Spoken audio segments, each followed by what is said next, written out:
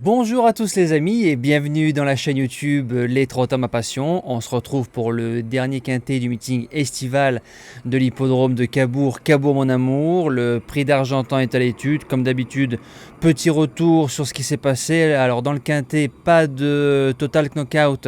Rappelez-vous, je l'avais donné lors de son premier quintet et les suivants à Cannes-sur-Mer. Mais le cheval était en forme donc j'y croyais. Là il faisait une rentrée donc il a un petit peu créé la surprise. Le bon côté c'est qu'on touche notre jeu simple Chicho Boy à 10 contre 1 que j'ai rajouté dans les résultats des membres, qu'on trouve juste en dessous avec le plus beau course par course du meeting de Cabourg. Il n'est pas fini, je pourrais peut-être faire mieux, mais 4 couplets gagnants, 5 CP, 15 2 sur 4.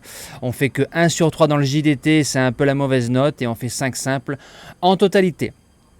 Alors, présentation du quintet de vendredi soir, parcours de vitesse 2725 mètres, 13 partants, quintet qui m'a l'air assez limpide.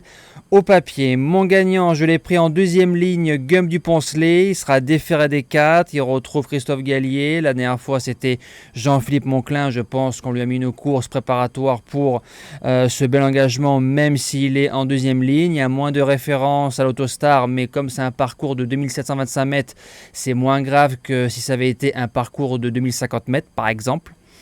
Il a battu, je trouve quand même d'autorité, un certain Great of Madrid qui a ensuite répété. Le cheval de Gallier à 6 ans, il est pour moi sur la montante. Il a un beau meeting d'hiver à faire si tout se passe bien. Avec une bonne drive et un bon parcours, il peut faire le lauréat de cette course-là.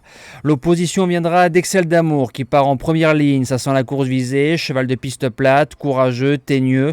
Hugues Montulé pour Sébastien Guarato, fait tous les parcours. Au Croisé-la-Roche, il a battu une certaine Erolina qui 3 courses après a remporté son quintet d'Anguin.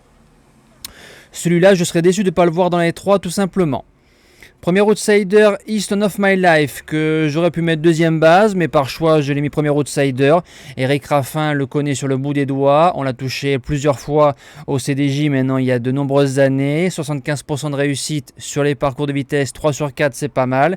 Il sera plaqué devant, déféré derrière. Sur l'hippodrome d'Amiens, il a devancé ma deuxième base, Excel d'Amour, mais s'il y avait 20 mètres de plus, Excel l'aurait devancé, je le pense, un petit peu supérieur au cheval de Monsieur Giard. Deuxième outsider, Good du Houlbé. Elle a fait un truc à Vire en allant devant. Elle a dominé des chevaux comme Fougue du Dollar, Falco du Douai, Goldmancourt. Donc c'est du beau papier. Ensuite on l'a couru sur l'herbe avec pas mal de réussite. C'est une jument, je pense, qui va venir devant dès que possible. Elle a largement la moelle de garder une place dans les 5. En 5e place, DS Saint-Bar. Ça sent la découverte, ça sent la casseuse de tickets. C'est une jument qui fait les 2 spécialités avec plus ou moins de la réussite.